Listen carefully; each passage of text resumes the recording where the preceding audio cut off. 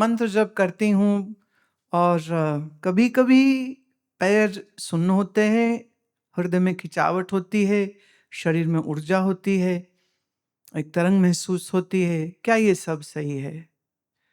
और जब वाहिगुरु का मेरे साथ है और आपका प्रेम है, कृपा है, तो और क्या ही चाहिए जीवन में। सवाल ये नहीं कि आप ओम नमः शिवाय कर रहे हो या वाहिगुरु मंत्र कर रहे हो या कौन सा मंत्र कर रहे हो। जहां आपकी श्रद्धा गहरी है, जहां कहीं ना कबीर जी इतना सत्य बोले हैं ना, अभी तुम्हें बुरा लगेगा जो मैं कहने लगी हूं, पर यह कबीर जी का वचन है, तो नाराज होना तो।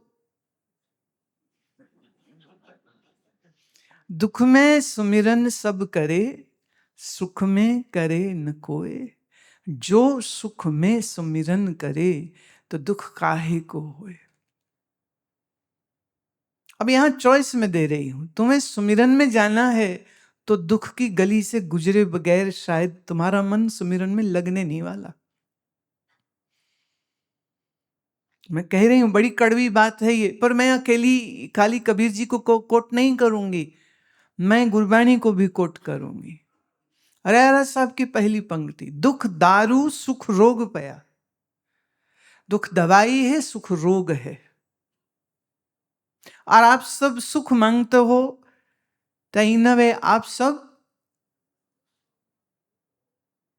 रोग मांग रहे हो। मैं कह रही हूं, बड़ी कड़वी बात है ये जो मैं कह रही हूं। दुख दारू, दुख दवा है, वो स्कॉच वाली दारू नहीं। ना ना ना, दुख दारू माने दुख दवाई है। जब दुख होता है तो क्या है, आपका मन बाहर जाने को नहीं करेगा, सिनेमा शॉपिंग जाने को नहीं करेगा, रिश्तेदार के साथ बैठ के गप मारने का जी नहीं करेगा। जब मन दुखी होता है तो आप क्या करेंगे? अपने कमरे में रहेंगे। कोई बीमार हो जाए, बहुत ज्यादा सीरियस हो जाए, तो आप क्या बीमार को घर में छोड़ के पार्टी करने चले जाएंगे? या आपका मन उस प्यारे के लिए प्रार्थना करेगा, उसके लिए पुकार करेगा कि ये ठीक रहे, ये ठीक रहे, ये ठीक हो जाए। तो आपका पाठ भजन सुमिरन दुख में ज्यादा होता है कि सुख में? आप जानते हो। जहां अंधेरे में डर लगता है तो हनुमान चालीसा मुंह से निकल ही आता है। जब कोई दुख कष्ट आता है तो भगवान की स्मृति आ ही जाती है। पर जब सुख होता है तब ये नहीं होता है। तो जीवन में अगर कुछ एक मात्रा में दुख आए तो मुझे लगता है साधना की दृष्टि से बहुत अच्छा होता है। तो एक एक महात्मा कहा करते थे, जो उनको मिलने आए, भगवान तुम्हें बहुत से दुख दे। ये भी बात तय है कि फिर उस महात्मा के पास कौन ही जाता था, तो फिर अकेले ही बैठे थे वो। कोई वैराग्यवान, कोई ज्ञान का इच्छुक ही जाएगा ना, जो जहां जहां ये सुनने को मिले कि तेरे जीवन में दुख होए। पर वो ऐसा क्यों कहते थे? क्योंकि ये बात तो बिल्कुल सत्य है। इम्तिहान का डर ना हो तो बच्चे पढ़ाई नहीं करते हैं, डर होता है तो पढ़ाई करते हैं। वो एक लड़की मुझे मिली, उसका वजन था 130 किलो और वो बड़ा परेशान थी। क्या हुआ? कहती मैं इतनी मोटी हूँ, मुझे कौन पसंद करेगा, मेरी शादी नहीं होगी। मैं अच्छा देख, तुम्हें शादी करनी है? बोले हाँ। तो मैं उसके लिए तो वजन तुम्हें कम तो करना पड़ेगा, क्योंकि ये तो तुम शरीर बहुत बीमार हो जाएगा तुम्हारा, और ऑफ कोर्स पसंद कौन करेगा फिर। तो मैंने कहा तुम फिर आसन शुरू करो। तो उसने जम के आसन शुरू किए, वाटर फास्टिंग करना शुरू किया। वो आई थी यहाँ पर लगभग 118 किलो में, और कोई 3 महीने में उसका वजन लगभग 88 पे आ गया था। बहुत सारा वजन कम वाटर फास्टिंग से होता है। यहाँ डॉक्टर हैं, सुपरविजन थी, कहाँ जरूरत पड़ती थी किसी चीज की तो मतलब उसके जो भी चैलेंजेस हो जाते हैं तो उसको देखने के लिए, समझाने के लिए, चूंकि यहाँ डॉक्टर्स हैं तो उनकी देख रेख में उसका हो गया। फिर उसकी शादी भी हो गई। हाँ, बड़ी खुश। शादी भी हो गई, साल बाद मिली, वो जितनी मोटी थी वो उससे ज्यादा और मोटी थी। मैं ये क्या, कहती अब तो होगी, अब तो हो गई, एक बच्चा भी हो गया है, तो अब तो मैं सेट हूं। मैं, बेटे तू सेट नहीं है, तू बहुत जोर से अपसेट हो गई है। कहाँ 118 पे आई थी और अब तू 125 किलो की हो गई है। कहते नहीं, अब सब ठीक है। इतने में मैं उसका फैमिली जो अभी पीछे थी वो अभी आ रहे थे अंदर, तो पतंजलि में हम बैठे थे, तो फिर उस इतने में उसके पति की एंट्रेंस हुई। मैं उसके पति को, जब सगाई हुई थी वो तब भी मुझे मिलने आए थे, तो वो माने लगभग लगभग दोनों का वेट जो है वो आसपास था, मतलब ठीक लगते थे दोनों। पर जब वो लड़का अंदर घुसा, मैंने 1 साल की शादी और एक बच्चे के बाद, जब वो भी उतना ही मोटा था जितनी ये लड़की मोटी थी। मतलब हम तो डूबे सनम, तुमको भी ले डूबे।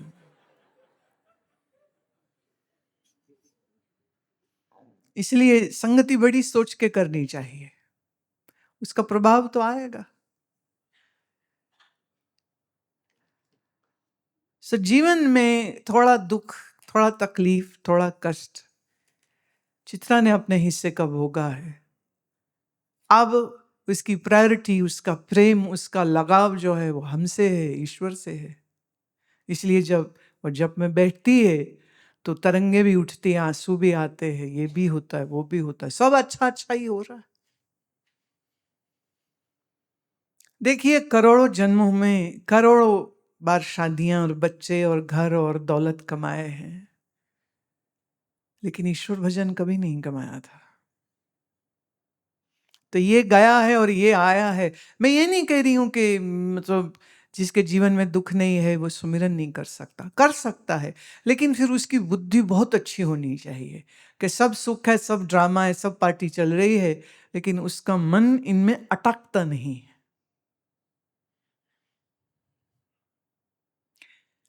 एक छोटी सी बात सुनाती हूँ। हमारे जहाँ घर था उसके पीछे ही एक हलवाई की दुकान हुआ करती थी, अब नहीं है, तब थी।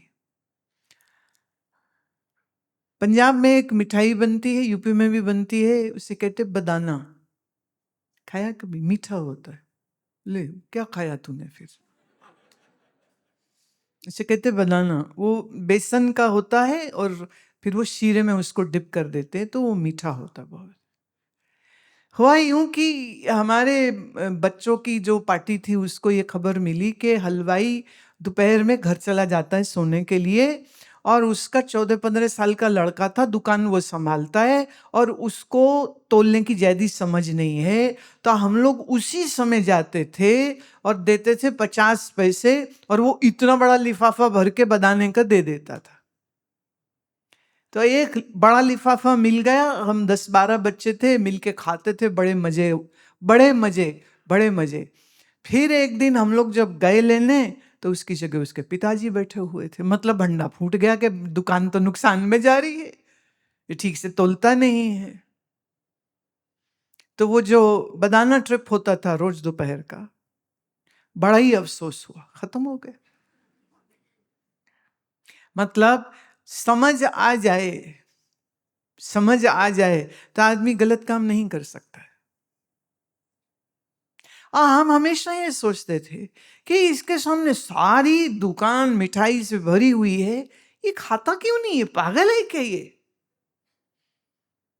मैंने बर्फी, चमचम, रसगुल्ला, गुलाब जामुन, जलेबी, इमरती, सब कुछ तो पड़ा है, और बैठा बेवकूफ तोल तोल देता रहता है।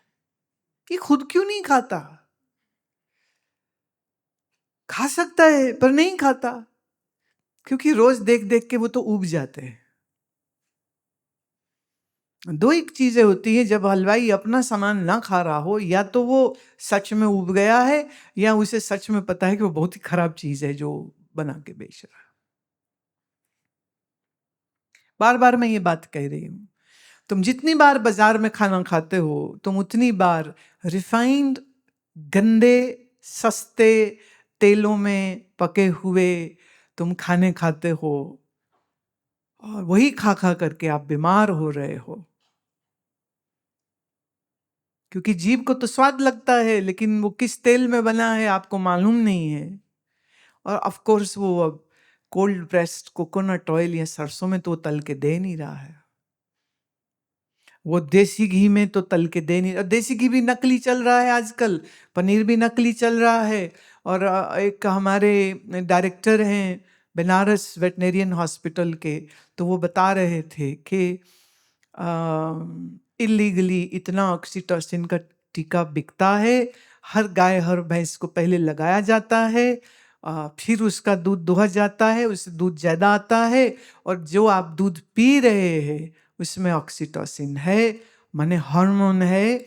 ये वो हार्मोन है जो जिस स्त्री ने बच्चा पैदा किया हो तो उसके शरीर में नेचुरली आता है, तो उसके मेमोरी ग्लैंड्स एक्टिव होते हैं, जिससे उसके छाती में दूध आता है, जिससे बच्चे को दूध मिलता है। इन बेईमानों ने उसका टीका बना करके गाय भैंस को लगाते हैं ताकि दूध ज्यादा उतरे, और एंटीबायोटिक बहुत सारा देते रहते हैं। एंटी पैरासाइट्स जो है वो गोलियां बहुत देते रहते कि उसको, अब वो सब जो उसके दूध में असर आएगा वही दूध तुम पियोगे। इसलिए 8 से 10 साल की छोटी बच्ची को मेंस्ट्रुअल साइकिल शुरू हो रहा है, जो कि बिल्कुल गलत है। पीसीओडी हो रहा है, बिल्कुल गलत है। पीसीओएस हो रहा है, कारण ये जो आप दूध पी रहे हैं ना बाजार का, ये जो बाजार का पनीर खा रहे हैं आप, पनीर तो और बुरा हाल है। डिटर्जेंट डाल के दूध बन जाता है, केमिकल डाल के पनीर बन जाता है। तुम कहते आहा पनीर के पकौड़े खाए बड़े स्वाद, तुमने पनीर नहीं खाया, तुमने कोई केमिकल खाया है जो शरीर को रोगी कर देगा अंदर से। तो ये मेरा सुझाव आप सबको है, क्या करोगे? लाखों के सोने हीरे के सेट बना बना के खरीदे, या फ्लैट या इन्वेस्टमेंट यहाँ वहां करके जो जिंदा ही नहीं रहोगे, या रोगी हो गए, या बीमारियों में भर गए। और इनफर्टिलिटी जो इतनी सारी बढ़ रही है, आईवीएफ क्लिनिक्स इतनी ज़्यादा 2 टियर 3 टियर शहरों में आ गई, उसका भी कारण यही है, ये जो आप गंदगी खा रहे हैं। तो आपको अगर अपने परिवार सहित सुख से स्वास्थ्य के साथ जीना है तो एक ज़मीन का टुकड़ा ज़रूर लीजिए, 2-4 मित्र मिलकर के एक ले लीजिए जहाँ 2 गाय हों, और दूध, घी, मक्खन, दही, पनीर सब तुम्हारे नजर में होए कि कहाँ से आ रहा है। ये कोई मजाक नहीं है, मैं बहुत सीरियसली ये बात कह रही हूँ। लोगों के पास पैसे की कमी नहीं है जो अफोर्ड कर सकते हैं। मान लो नहीं कर सकते तो 2-4 सत्संगी मित्रों को मिला के कहीं पर ये काम करिए कि बिना ऑक्सीटोसिन का टीका लगाए, बिना किसी केमिकल के आप, वो गाय भैंस में नहीं जा रहा, वो आपके शरीर में जा रहा है। आप वही जहरीला भोजन और दूध अपने बच्चों को दे रहे हैं। इसलिए आज जो भी लीडिंग डाइटिशियन है, न्यूट्रिशनिस्ट है, वो सबसे पहले 2 ही चीजें बंद करा रहे हैं। एक कहते दूध बंद कर दो, दूसरा कहते गेहूं बंद कर दो। गलत नहीं कह रहे। अगर आपके पास नियंत्रण में, कंट्रोल में, तुम्हारी दृष्टि में रहे, फिर जरूर पीजिए। तो इस मामले में कोताही नहीं करिए, be very vigilant about it. बहुत इस चीज का ध्यान देना चाहिए। शरीर स्वस्थ रहेगा तो जिंदगी अच्छी होगी ना। चाहे दुनिया का काम करना हो तो चाहे घर का काम करना हो, शरीर का तो अच्छा हेल्दी होना सबसे ज्यादा इम्पोर्टेंट है ना।